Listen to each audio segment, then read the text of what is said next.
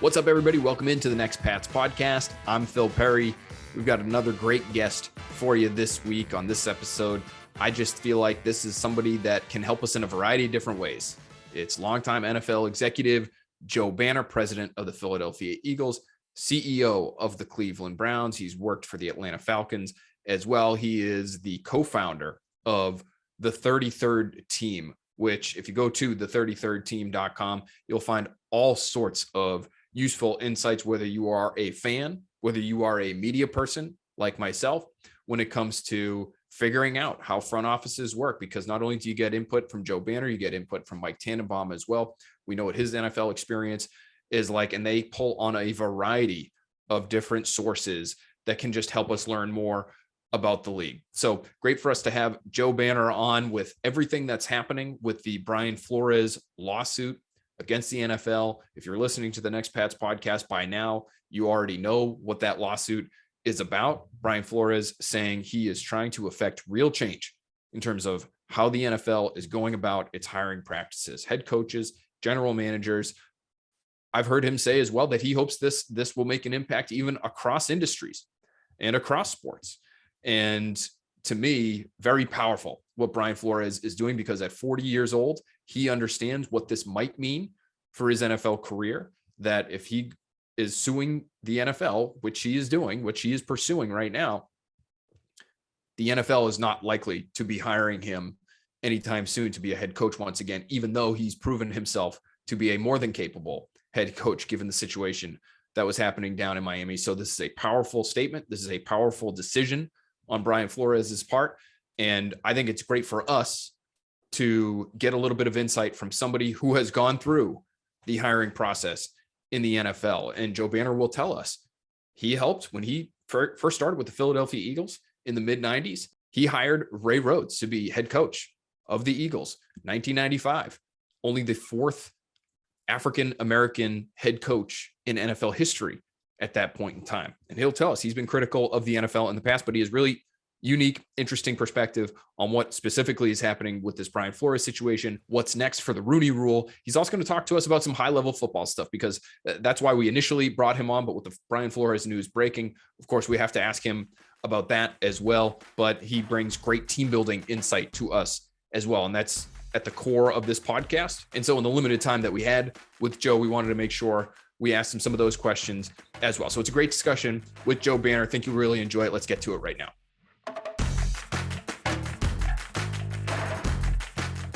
All right, very happy to have with us now former president of the Eagles, CEO of the Browns, and co-founder of the 33rd Team. They do great work at the 33rdteam.com. If you're looking to get better insight in terms of how things operate in NFL front offices, coaching level, what's going on with the game, big picture stuff, it's a great, great website. So make sure you're visiting them there. Joe, thanks so much for being with us. My pleasure. It's going to be fun. Yeah, it will be. And I have some high level, we call this the Next Pats podcast show, because we're sort of looking ahead to what's coming next for the Patriots, what's coming next for the NFL in terms of what's happening on the field. But I did want to ask you first, because of the experience that you've had as a longtime NFL executive, what you think might be next for the league now that we've seen what we've seen with this Brian Flores lawsuit that has come down earlier this week, and what you think might be next for the Rooney rule. It feels like, at least Brian Flores is hoping that what he's bringing in this lawsuit will really help affect real change in terms of how the league is going about its hiring practices. So what do you think is next for the NFL here? Yeah, I mean, I wish that they had approached the attempt to make change in a little different way. And here's the only reason I'm saying that. This is a complicated issue, and I've actually been a critic of the league. And I've been somebody through my actions who showed how I feel. I mean, the first major decision I made when I went to work in the NFL was hiring an African-American head coach. That's over 25 years ago. And I then hired an African-American general manager, and was the first team to have an African-American in both of those positions at the same time. So I am, sympathetic is really the wrong word, but I care about this issue. It's a really complex issue. I mean, the Rooney rule isn't the answer. He's absolutely right about that. There are sham interviews just to comply with the rules. And to say that that's wrong is very easy. I can't imagine any reasonable person not thinking that's wrong. But when you get to what is the right answer, what steps could we actually take to make a difference, it's really complicated. It does start with the right attitude from the league and the owners, as this being something that they have to recognize hasn't been done right or done well over years and things need to change. I actually think some of the changes they made in the last year or two for the first time have been consequential. So it's invisible to the public, but for the first time at the level of interns, quality control coaches, all the way through coordinators, there's a much better representation of African Americans than there was a couple of years ago. And I believe that's going to translate into improved representation at the head coaching level here very soon. So I just hope people realize that the fact that there are so few doesn't mean, at least recently, there hasn't been a legitimate effort. I think we've got to evolve and accelerate it. And I hope that's what comes out of the lawsuit. But there are some things that progress is already being made at some levels already. Just to follow up on that quickly, Joe, do you feel like other coaches have to join this, what might be a class action suit here, in order for it to gain some traction? Yeah, I mean, that's kind of what I was alluding to. I don't know that Brian is the best case. Usually if you have a lawsuit, especially if it's going to class action, you want the most visible case to be the most obvious. And I think there have been some cases where some people just clearly didn't get a fair chance because of their race. Brian's a different story. He'd never been a coordinator, became a head coach. He's hired by a guy who had a head coach and general manager, both African Americans. Kind of hard to say he suddenly became, discriminatory. He had some challenges in the front office. Those stories are real. We could argue about degree. So I'm not sure it was the best case to put forward to actually make the point. I'm going to be really shocked if it turns out that any owner actually paid a coach extra money to lose games. But obviously I don't know. He's made that accusation. I'm interested to see. I hate to say it, but tampering is rampant in the league. Having been asked by an owner to engage in tampering is something, frankly, that Brian Flores has done. Can't make it seem like, I'm above that. I didn't do it because, it's immoral in my mind. He's absolutely participated in tampering, and frankly, all 32 teams in the league have. So I wish, if I were strategizing with the people that initiated this, they had approached it from a strategic perspective a little different with it, while I share the goal completely. Well, it will be interesting to see how it all plays out, if there are other coaches who come forward and join the suit. And it's great to get your insight, Joe, with all the experiences that you've had across the NFL. And in the short time that we do have with you here on Next Pats, we did want to get into some sort of higher level football discussions as well, because that's what people typically come to us for, especially this time of year, when team building comes under the spotlight for all 32 teams. And one of the issues that I think a lot of Patriots fans specifically will be thinking about this offseason will be the big picture idea of where is the best place to invest in your football team in 2022, because everyone watched how those games against the Bills went at the end of the year, specifically the second regular season game and then the playoff game, where they could not stop Josh Allen and the Bills from scoring. And they may look at that and say, we've got to dive in and add to our defense. I think what happens, in the playoffs this year, and you look at some of the defenses that made it pretty far in the playoffs and how, really average or middling they are, would suggest that you can get by with a little bit less on that side of the ball, and it's better to invest on the other side. So as somebody who has been in the shoes that you've been in and has sat in that general manager chair, how do you view it now in today's NFL? Is it a league where you need to be elite offensively to contend, or can you take more of a balanced approach and still come away as one of the last teams left standing? Yeah, so I like to put it simply. I like to play the odds. And the odds in 2022 is 2021. You have a better chance of winning a Super Bowl by having a dynamic offense and a dynamic defense. That hasn't always been true. But as they've loosened up the rules to help offense, as the cap has exploded, as the ability to sign more free agents and not have to have a huge batting average on your draft picks, has all changed the way teams should be built. So you can win a Super Bowl by focusing on defense, special teams, and trying to contain the game. But I think it's a much longer shot than trying to put together a dynamic offense with a complementary defense. If your goal is to really win championships. I'm assuming the Patriots haven't gone back to the days of we want to get in the playoffs. They're a team that what drives them, what makes the season successful, is a chance to win the Super Bowl at the end. So I would not think that the right answer with limited assets would be to add to the defense. I think it would be to upgrade the offense. Now, remember what that means for the Patriots. Some teams that means go out and get a number one wide receiver. The Patriots, I think, brilliantly have been successful offensively, a combination of things. Obviously, Tom Brady is a big part of it, but it's not the whole story. They understand the value of trying to control the middle of the field. So for me, what the Patriots need to do is go back to what they've done so well offensively, as opposed to go out and get a number one wide receiver, which I can see why somebody would look at the roster and think that's what they need.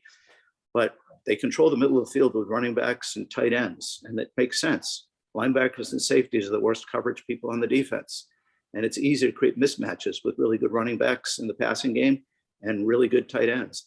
So if I were them, I would be focused on building my offense first and trying to get it to an elite level by going back to what they've done so well, which is focus on the players that can create great mismatches in the middle of the field and control that part of the game. That's a really interesting perspective. And you're right. Of course, the Patriots have dominated that, especially with Brady, that short to intermediate area between the hashes or between the numbers and just killing people that way. I think people sometimes, Joe, think about that outside receiver. And if it forces you to, in the words of Ernie Adams, is really somebody who's mentioned this before, and Brady has parroted it to us in the past, you have to make defenses defend every blade of grass. And I think people think about that outside player and say, well, if we get that guy and they have to look towards him and pay more attention to him, whether it's outside or deep or both, then maybe that opens things up for what we have in the middle of the field. Do you think it could help the middle of the field by adding that outside player, or you just think upgrading what they have on the inside would be the better bet?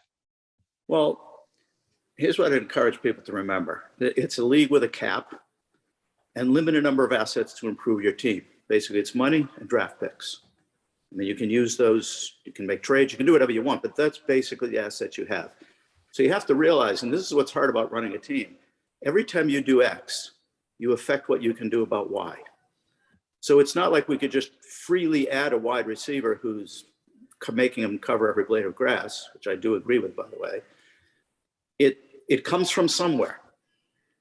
So my view is they've already proven, and I don't think it's that shocking, even though I don't know why people haven't just copied it, that just with adequate wide receivers, but truly difference-making tight ends and running backs, that you are actually getting the benefit of the other team having to cover the whole field. So I don't really, if I'm them, want to trade off more resources put into wide receivers, which comes to less from where, you tell me. I wouldn't do it from the offensive line. I wouldn't want to weaken the defense from where it is. And I've already proven. Now, they can't be just good tight ends. They can't just be good running backs. They have to be, and the running back, especially in the passing game, it's okay if he's just a good, solid runner. Like we had guys like, Brian Westbrook and Deuce Staley and Shady McCoy. The Eagles, the Patriots all the way back to Falk, since Bill Belichick's been there, they've always had those guys. I'm telling you, there's no way to cover them. It's a guaranteed mismatch almost every single time. So if you remember the fact, it's easy to say, I'd love to add a difference-making wide receiver. But it's got to come from somewhere.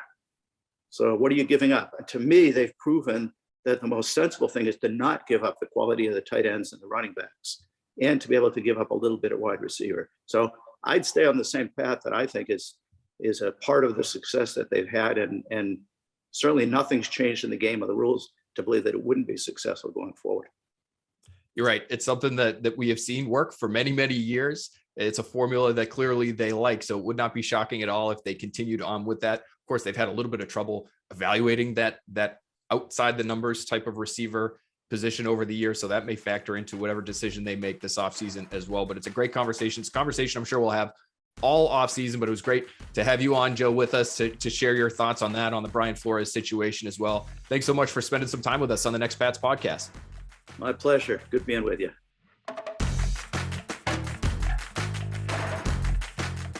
Great stuff there from Joe Banner. Really appreciate his insight. Again, head on over to the33rdteam.com and see what they have going on over there. They're doing a lot of great work. Our friend Jade McCarthy working for the 33rd team, our old teammate. So, they've got some great people working for them over there at the 33rdteam.com. And really interesting to hear what he had to say about this Flores situation. And while he believes that there needs to be changes made. Is this the ideal way to go about it?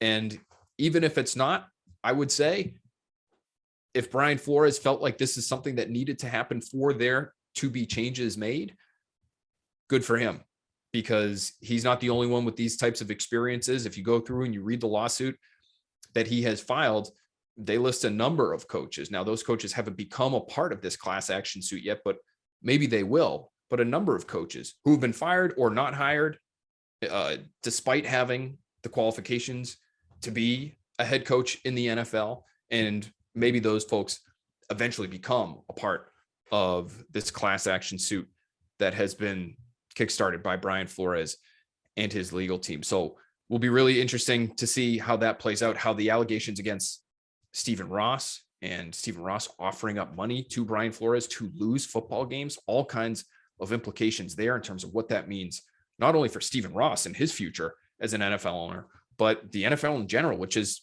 trying to get some partnerships up and off the ground with gambling sites, which already has, to a large extent, done those things. And for the integrity of these games to come into question in this way, if that is proven to be true, what does that mean for the league long term? This is a discussion that is not going away. It's one that I'm sure we will touch upon again, whether it's on the next Pats podcast, the Patriots Talk podcast, or both. So we'll revisit when it's appropriate to revisit, and we'll continue to bring people on who maybe can give us some insight as this entire story is playing out. Now, when it comes to the team building discussion, which I know is what a lot of you out there listening love, especially this time of year, I found that part of the discussion with Joe to be great as well, because we are going to be talking about this all off season long. What's the best way to add to the Patriots offensively, defensively? Where do they go first in the draft? Where do they look in free agency? And Joe, who has been in the league again since the mid 90s, long time now, he understands the game has changed. And in 2022, if you're not looking to become a dynamic offense, you're doing it wrong. And so then what does that mean? Because I would say, I think you need that guy on the outside to force defenses to defend every blade of grass, to maybe force a defense to drop two safeties occasionally on you, as opposed to just one, and then send in another at the line of scrimmage to disrupt your run game. You need that guy outside. It can't be Nelson Aguilar. Joe Banner says no. And listen, he brings up a fair point, which is the Patriots have done it a certain way for a long time. And I know they had Tom Brady, but in terms of the weaponry, it clearly worked that way. And there are mismatches there to be had. And so whether it's a slot receiver, whether it's a third down running back, who knows if it's a tight end? I doubt it.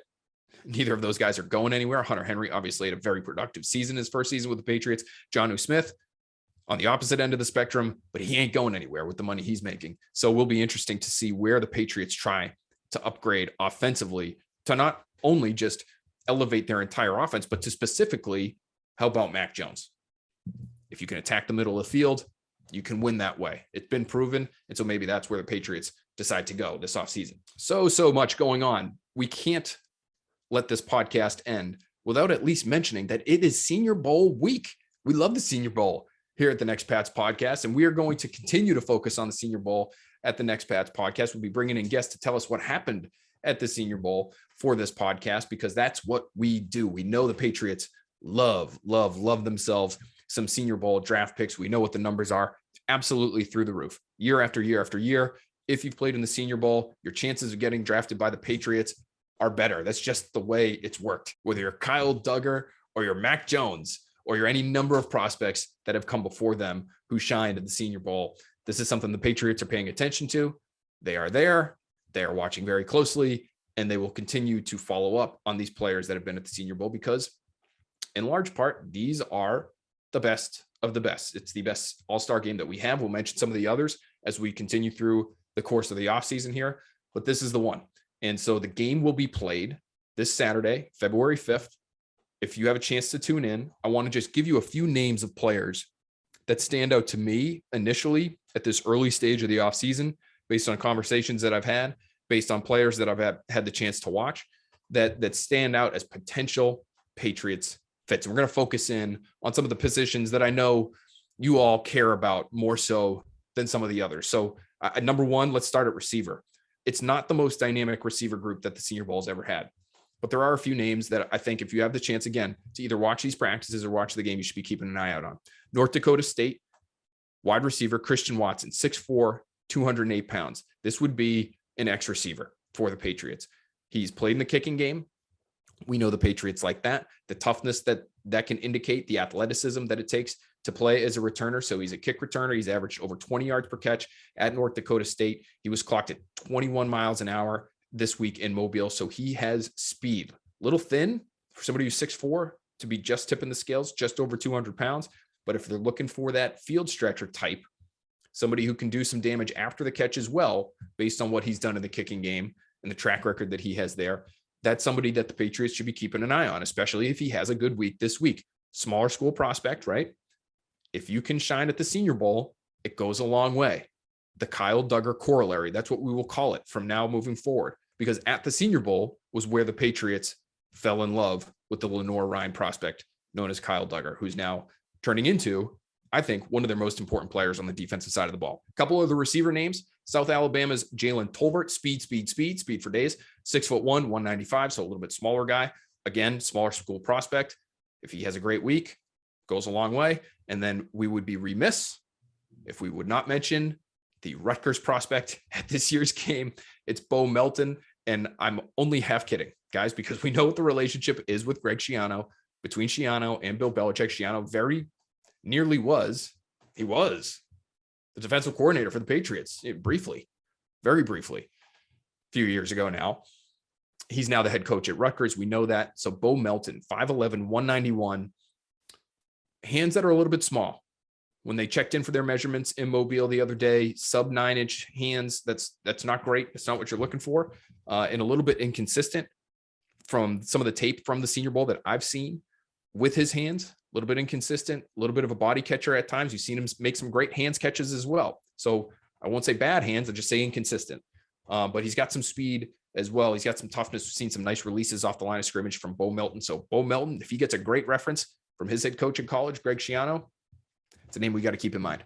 There are two tackles at this year's Senior Bowl that really stand out to me, primarily because of their size, going to be honest with you. And the first we have to mention is Daniel Falele from Minnesota, 6'8", 387 pounds, 35-inch arms, 11-inch hands.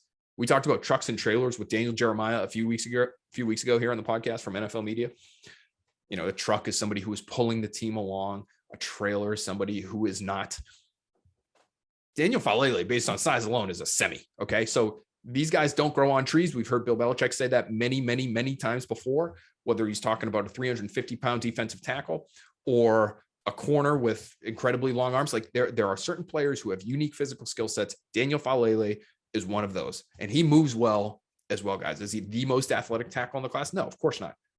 But with some coaching, if they feel like they get their hands on this player and he brings things to the table that other players simply can't because he was born with it and they weren't, that could be a guy who ends up here in New England. Trevor Penning from Northern Iowa is another player that I find to be the most enjoyable tackle to watch from what I have seen thus far, because he is angry. He simply does not like you if you play for the opposition. We've seen all kinds of clips of him just dominating players, throwing them to the ground violently, and then finishing them violently. We have seen really strong and explosive hands from Penning this week at the Senior Bowl. Again, this is a big week from him. Northern Iowa. He's got to be able to hold up against these Power 5 edge rushers, edge defenders that he's going to see this week. So this is somebody that we should be paying attention to as well. Trent Brown, we know, is going to be a free agent this offseason. Isaiah Wynn going into the last year of his contract. They picked up his 5th-year option. Patriots are going to need a young tackle, in my opinion. Trevor Penning would be a really interesting fit. We know the Patriots have certain athletic requirements that they want from their tackles. He's going to have to check some of those boxes at the combine or at his pro day. But if he does, that's somebody we should have an eye on for the Patriots, even as early as that pick number 21 overall. Let's move over to linebacker now. And I just want to say one thing about the linebacker position. And this is something that I know people feel right now, because whether it's at the office, NBC Sports Boston, whether it is online, Twitter, Instagram, everywhere. People want speed at the linebacker level for the New England Patriots, based primarily off what they saw the Patriots do against Josh Allen. And when he's scrambling around for yardage and the Patriots have no means to chase him down, or at least that's how it looks at times, they say, if we just get a fast guy at the second level, that could be our guy. Here's what I would say to those people.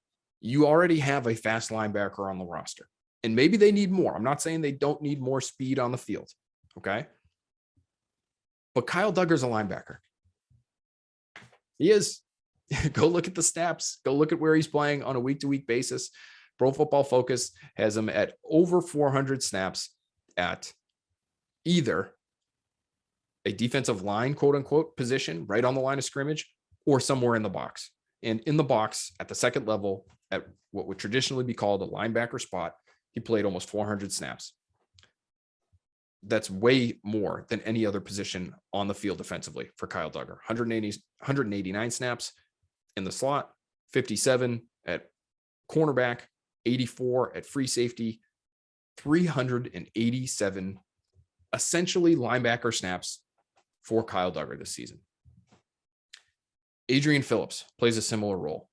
I think people get confused by what the Patriots are trying to do defensively. Of course, they want big linebackers, and they have for a long, long time. And you may be someone at home who is saying, yeah, and that's what they need to get away from. The Juwan Bentleys, the Dante Hightowers, the 260-pound backer. That's not what we need. You might be right. And maybe they should just plop another Kyle Duggar into the same spot as one of those other guys, as many teams across the NFL have done. Somebody like Nakobe Dean from Georgia. I wrote this in a mailbag recently. Kyle Duggar is bigger than Nakobe Dean.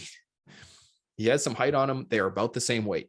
Nakobe Dean's one of the best linebackers in this year's draft class, but he is what he is in terms of size, which is small. And the Patriots and the way they play their defense, the way their defense is set up to two gap, and for linebackers to be able to come downhill and take on guards one-on-one, you're going to have to do things differently. And they can. I'm not saying that they can't do that. And I'm not saying you're wrong if you feel like they need more speed. I do think they need more speed. I just don't think Bill Belichick is changing anytime soon. And I think when he hears, or if he were to hear, it's not as though he's listening to this podcast or he's listening to anybody on Twitter or anybody or anywhere else other than what he's hearing from his front office and his coaching staff and his friends in the football world. But I think he would tell you, we have fast linebackers already. We have people that can run at the second level already. They're called strong safeties. I think that's just how he looks at it. And in early down situations, for him to play the defense that he wants, he needs linebackers who are physical and aggressive at the point of attack, who can handle blocks one-on-one and can play that block either way, can stack and shed, get the old flipper out. Asked Gerard Mayo about using the flipper earlier this year. And that is an old school technique that not a lot of teams coach their players to use anymore because the game has become so much about speed. But especially with the Patriots struggling in terms of their run defense this year, again, I think you can make the argument that they'd be a little bit better defending the run, if they had a little bit more speed on the field. But I'm here to tell you, I don't believe that Bill Belichick feels the same way. So with all that being said, let's take a look at some big linebackers. Why don't we? Chad Muma from Wyoming, 6'2", 241. I think that's big enough for the Patriots, especially for a rookie. They may try to add to somebody like that, try to get him a little bit closer to that 250 range, but that's big enough for us to at least be tracking. Chad Muma, one of the best off the ball linebackers in the draft class this year, one of the best linebackers, goes without saying, at the Senior Bowl. Somebody to watch this weekend if you have a chance to watch the game. Darian Beavers is, to me, the even more interesting name from Cincinnati. 6'4", 252, can play on the line and off. He's somebody that I've written about in the past. He is versatile. He is aggressive. He is mean. He is how I envision Patriots linebackers to be built when they're coming from the college ranks. Okay, so there are two linebackers that you need to watch. Let's mention two corners very quickly here as well. Roger McCreary from Auburn, undersized guy, very short arms. That's sort of been the buzz on McCreary, I guess, this week, is when you check in with 29 and 1/4 inch arms, that's something to pay attention to. But all kinds of speed and really strong ability to transition, which I know personally from talking to the Patriots and their coaches over the years is something they value very highly. So even if you blow the 40, the way Malcolm Butler did when he was coming out of West Alabama years and years and years ago, that's okay in their eyes, because number one, they know he wasn't as fast as his 40 time at that Alabama Pro Day in 2014 would have suggested. But they also, not to say that they don't care about 40 times and they don't care about speed, they do at that position, but the ability to transition, to be able to see a break and that input from your eyeballs through your brain down to your hips and your knees and your feet, to be able to change direction in real time very quickly is something that they really, really appreciate in their defensive backs. And I think Roger McCreary has that. I don't know if he's even going to get to number 21, because I think he's probably one of the best corners in this year's draft class. But that's a player that we should be watching in Mobile this weekend. Again, SEC experience. You can get some Jonathan Jones vibes maybe from Roger McCreary based on his size, but he's going to be Jonathan Jones. We know was undrafted. Roger McCreary is going to be drafted. He's going to be drafted very highly. So that's somebody they'd have to choose to invest in with one of their premium picks this year in 2022. The other corner, very different build that I think we should be watching this weekend. Tariq Woolen from UTSA, the University of Texas, San Antonio. Don't get a number of high-level prospects from that school, no doubt. It's not like somebody's coming from the SEC with that kind of experience. But boy, he has physical gifts that not many people have. I'd put him in that don't grow on trees category. 33.5-inch arms, 6'3", 205. This is a tall, long press corner on the outside who can run. He was the fastest player in Mobile on Tuesday. We're taping this on Wednesday morning. He ran 22 miles an hour, 22.45 miles an hour. That was the fastest GPS time tracked on Tuesday among any player at the Senior Bowl. So great athlete, great size, somebody who, if you are looking for an outside the numbers corner, and I think the Patriots might be looking for two this offseason, if they don't end up retaining JC Jackson, we could talk about that later this offseason. That's somebody that you should be considering, in my opinion. So bunch of names there. We've got offensive linemen, we've got receivers, we've got corners, we've got linebackers. Hopefully you guys are able to catch some of the Senior Bowl. What's great about the Senior Bowl now, which is not always true, this really is only something that's, I think, developed over the course of the last 3 or 4 years. Even if you can't watch the practices or even watch the game, quite frankly, there is so much on social media right now that you can study, that you can digest to get to know these prospects better. Just search their names and these videos will come up. It is such a well-covered event these days that the video is everywhere. The evidence is everywhere. If you're looking for evidence for guys that the Patriots should be looking into, studying a little bit more closely as we get closer and closer to the draft. So maybe some of those names that I suggested today are names you can go tap them into the Google machine right now, tap them into your Twitter search right now. You'll find all sorts of good stuff on all those guys. All right, guys, thank you for listening to the Next Pats podcast this week. Great discussion with Joe Banner. We thank him again for coming on and joining us this week. Thank you for listening. Please, please, please tell your friends, tell your family, subscribe, rate, comment on the podcast. We have to go back in. We have to dive into these comments, see if there are any good questions in there that we need to tackle on future episodes. Until then, have a great rest of the week. Enjoy the Senior Bowl if you have a chance to watch it. We'll talk to you very soon.